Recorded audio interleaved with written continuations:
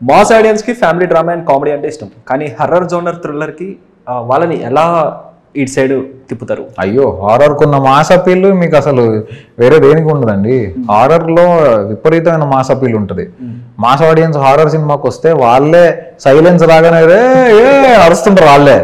So అది మనం ఏం చేయక్కర్లే, వాళ్ళకి ఆటోమేటిక్గా హారర్ అంటే ఇష్టమే, వాళ్ళు ఎంజాయ్ చేస్తారు ఆ జానరా. అండ్ మనది ఒక సైలెంట్ హారర్ కాదు, మనది కమర్షియల్ హారర్. సో ఎలాగో ఆ కమర్షియల్ అపీల్ ఉంటుంది, మాస్ అపీల్ ఉంటుంది, వాళ్ళకి కావాల్సిన హారర్ ఎలిమెంట్స్ వాళ్ళకు ఉంటాయి, వాళ్ళకి కావాల్సిన థ్రిల్స్ ఉంటాయి, వాళ్ళు డెఫినెట్లీ ఎంజాయ్ చేస్తారు సినిమా. సో ఈ సినిమా తర్వాత తెలుగు హర్రర్ సినిమాలకు కొత్త బెంచ్ మార్క్ సెట్ అవుతుందని నమ్ముతున్నాను. అది అంటే నేను డెఫినెట్లీ వేరే సినిమాల గురించి నేను కామెంట్ చేయలేను, కానీ ఖచ్చితంగా this will stand as one of the very unique and one of the very new horror films అనేది నేను చెప్పగలుగుతాను. ఓవరాల్ హారర్ మిస్టరీ జానరాలో, ఓవరాల్ హారర్ ఫిల్మ్స్ జానరాలో ఇది ఒక కొత్త అటెంప్ట్గా, ఒక యూనిక్ అటెంప్ట్గా ఖచ్చితంగా స్టాండ్ అవుట్ అవుతుందని నేను బిలీవ్ చేస్తాను. నాకు వేరే వాళ్ళకి వాళ్ళ గురించి చెప్పేంత I'm still two young for that. Okay, so మీరు ఆడియన్స్గా థియేటర్లో కూర్చుంటే ఏ సీన్కి భయపడి కళ్ళు మూసుకుంటారు మీ దాంట్లో? There are many couple of scenes like that. Like train scene ఉంది, కన్స్ట్రక్షన్ సైట్ సీన్ ఉంది, ఇంటర్వల్ సీక్వెన్స్ ఉంది. So yeah, we have a bunch of sequences like that. And second హాఫ్లో కూడా ఒకటి రెండు సీక్వెన్సెస్ ఉన్నాయి అలాంటివి. యా, కన్స్ట్రక్షన్ కూడా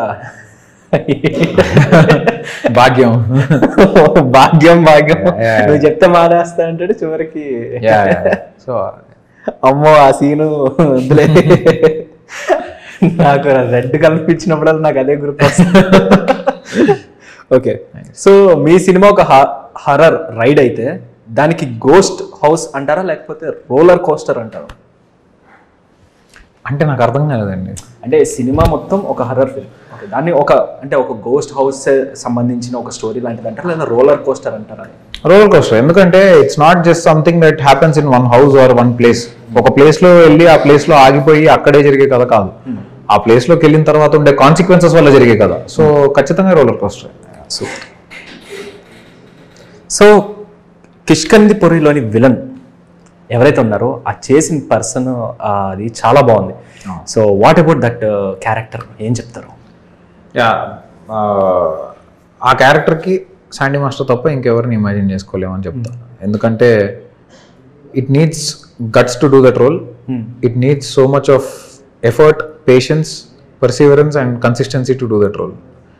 ఒక్క సీన్లో అయినా ఇలా ఉండాల్సిన వాళ్ళు ఇలా ఉన్నా కూడా కన్సిస్టెన్సీ పోతుంది. సో ఆ కన్సిస్టెన్సీ అలానే మెయింటైన్ చేస్తూ త్రూ అవుట్గా ఎక్కడ కూడా మీకు యాక్టింగ్ అనే ఫీలింగ్ రాకుండా చేయడం అనేది అంత ఈజీ కాదు. And you can't imagine anyone else.